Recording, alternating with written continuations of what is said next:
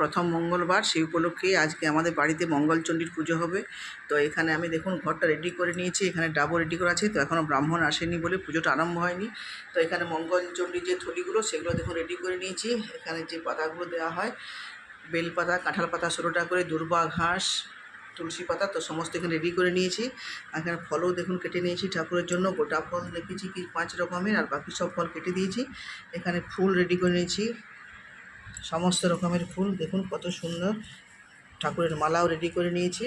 এখানে আতপ চাল, পঞ্চপ্রদীপ, কর্পূরদানি, মায়ের শাড়ি, ঘটের গামছা, আলতা, সিঁদুর, আর এখানেও সব কিছু।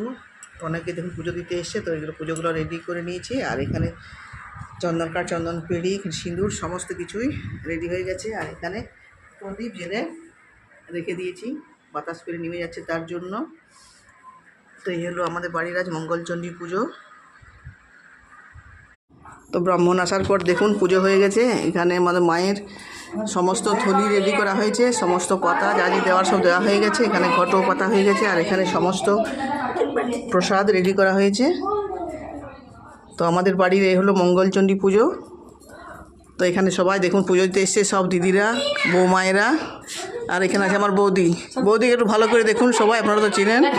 সবাই ভালো থাকবেন, সুস্থ থাকবেন।